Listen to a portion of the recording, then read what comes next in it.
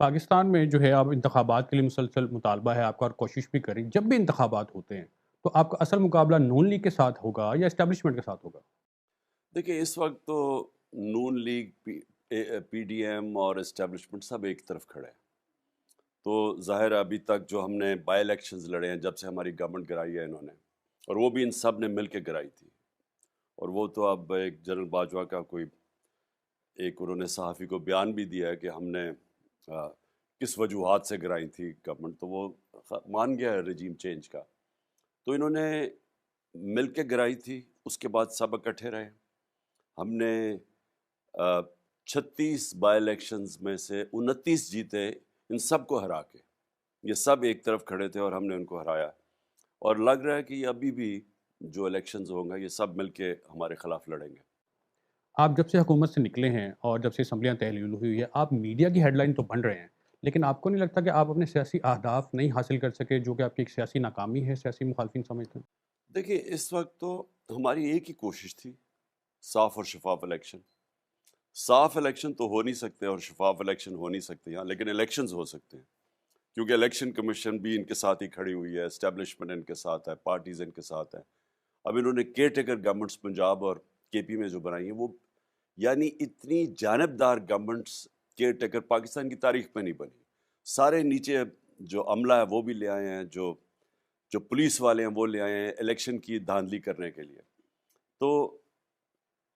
کیا آپ یہ کہہ رہے ہیں کہ ہم کامیاب ہوئے ہیں یا نہیں؟ ہم سمجھتے ہیں کہ ہم کامیاب ہو گئے ہیں کیونکہ آج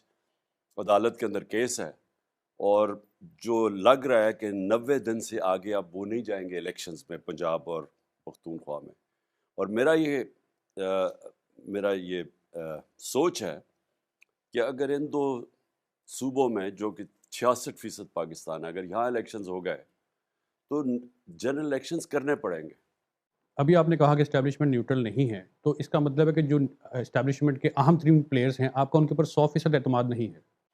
نہیں دیکھیں، ابھی تو وہی جنرل باجوہ کی پالیسیز چل رہی ہیں، اور جنرل باجوہ نے تو اب خود ہی کہہ دیا ہے کہ انہوں نے گورنمنٹ گرائی تھی کیونکہ جو بھی وہ کہتے تھے ملک کو خطرہ ہے. تو اس کے بعد جو گورنمنٹ لے کے ہیں وہ اس نے ملک کا معیشت کو تو بالکل تباہی کر دی، بلکہ ہر طرح ملک نیچے چلا گیا.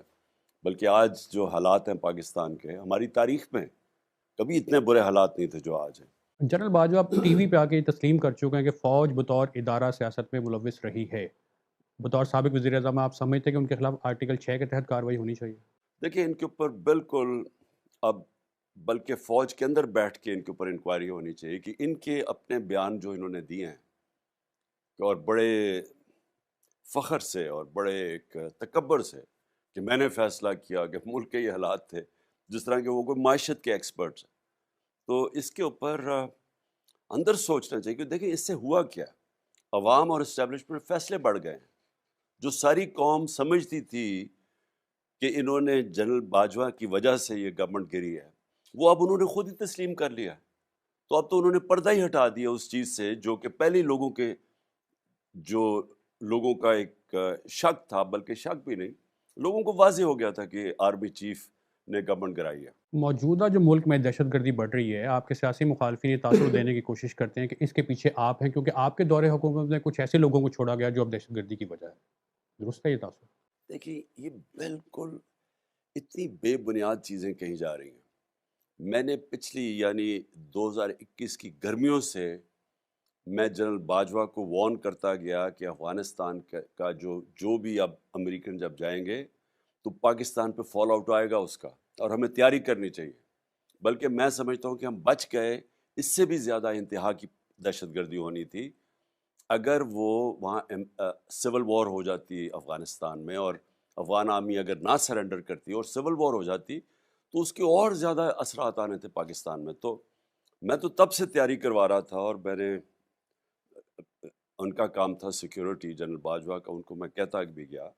میں نے اپنی ساری کیبنٹ کو بتایا کہ ہمارے لیے بڑا مشکل ٹائم ہے اور ہمیں تیاری کرنی چاہیے.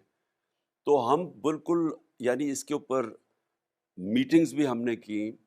ہماری سوچ یہ تھی کہ جب یہ آئیں گے ٹی ٹی پی پاکستان، کیونکہ جب طالبان نے ٹیک اوور کیا تو انہوں نے پاکستان آنا تھا 30-40 ہزار لوگوں نے، ان کی فیملیز ملا کے. تو تب سے ہمارا یہ سوچ تھی کہ اگر ہم نے ان کی ری سیٹلمنٹ اور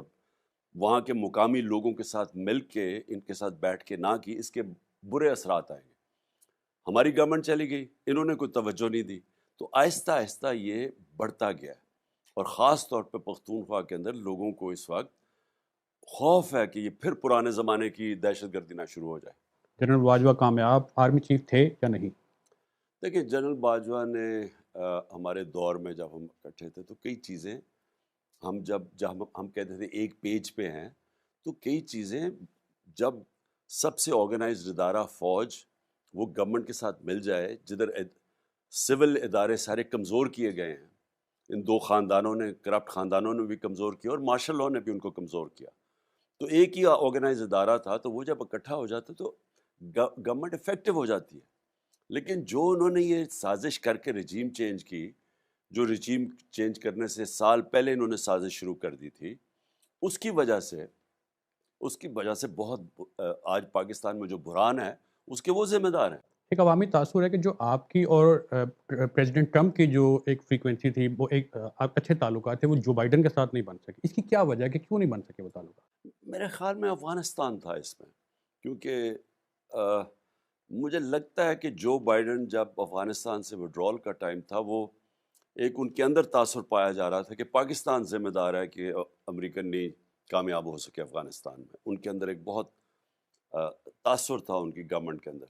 میرے خیال میں اس کی وجہ سے وہ کوشش تھے، تو اس لیے میرا کوئی رابطہ ہی نہیں ہوا ان سے۔ جیل برو تحریک چل رہی ہے، کیا آپ جیل جانے کے لیے تیار ہیں؟ دیکھیں، ہم سب کو یہ جہاد کے اندر، یہ جہاد ہے اس وقت، ایک ملک کے اوپر فیشزم امپوز کی جا رہی ہے، کبھی اتنا تشدد کسی پولیٹیکل پارٹی کے کارکنوں میں ہوا ہی نہیں، مارشل لاء میں بھی نہیں ہوا۔ میں جنرل باجوہ، جنرل مشرف کی، میں ان کی سخت اپوزیشن کرتا تھا، مجھے جیل میں بھی ڈالا 8 دن، لیکن میں نے کبھی اس طرح کی فیشسٹ ٹیکٹکس، جو انہوں نے سارے بنیادی حقوق ہمارے ختم کیے، جس طرح تشدد کیا گیا، کارکنوں کو جیلوں میں ڈال کے انہوں نے تشدد کیا، ہمارے لیڈرز کو، شیخ رشید کو، اس کو اعظم سواتی کو، شہباز گل کو، فواد چودھری کو، اس کے علاوہ صحافیوں سے جو کیا، ارشد شریف کا جو قتل کیا ہے، ایسا تو کبھی پاکستان میں پہلے نہیں ہوا۔